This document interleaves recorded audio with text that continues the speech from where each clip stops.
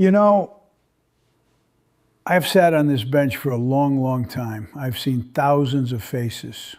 Grown men who wouldn't cry in front of their own children broke down in front of me. Most people forget the ticket. Most people forget the fine. But every once in a while, someone walks through those doors and leaves behind a story I'll carry with me for the rest of my life. This is one of those stories. It was a Thursday morning. The bailiff called a name. Loretta Sims.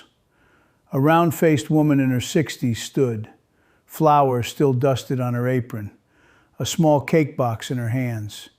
The charge was simple: health code violations, unlicensed baking, free birthday cakes, delivered to the local shelter, every month, for 14 years.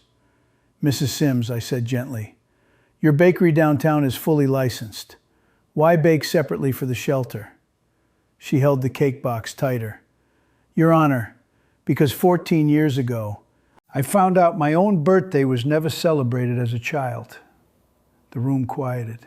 "I grew up in foster care," she said. 9 different homes. Not one birthday cake. Not once." Her voice cracked. "When I turned 16 and aged out of the system, I promised myself no child would ever spend a birthday feeling forgotten. Not if I could help it. So every month," she said, "I find out which kids at the shelter have birthdays coming. I bake them a cake, write their name on it myself, deliver it in person. The health inspector says my home kitchen isn't certified for that," she said. "But those children don't care about certifications. They just want to feel like someone remembered."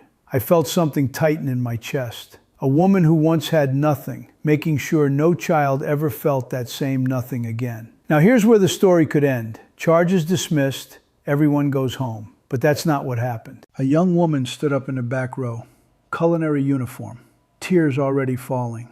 "Your Honor, may I speak?" I nodded. 10 years ago," she said, "I was at that shelter, 9 years old. My birthday was in 3 days and no one knew." The courtroom turned. Loretta showed up, she said, with a cake that said my name, chocolate. My favorite, though I never told anyone. Her voice shook. I asked her how she knew. She said, "Every kid deserves chocolate. I just guessed right." "That was the first birthday cake of my entire life," she said. "I was 9 years old." She reached into her bag, pulled out a small photograph. A little girl grinning beside a chocolate cake. "I kept this photo my whole life," she said. "It's the only picture where I look truly happy as a kid. Here's the part that broke me. I'm a pastry chef now," she said, "because of that cake. I wanted to give other kids what you gave me." She walked toward Loretta and placed the photograph gently in her hands.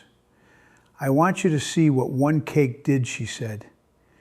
"It didn't just feed me, it told me I existed." Loretta tried to speak, but the words never came. She simply held that photograph against her chest and wept, right there in my courtroom. I dismissed the charges. But that's not what this story is really about. Here's the twist. That young woman had already spoken to the health department before she walked into my courtroom. "Your Honor," she said, "I'd like to donate my own certified commercial kitchen, so Loretta never has to choose between the law and a child's birthday again." She turned to Loretta. "You gave me my first cake. Let me give you the kitchen to keep giving them." I think about that morning often. A health code violation. That's all it was supposed to be.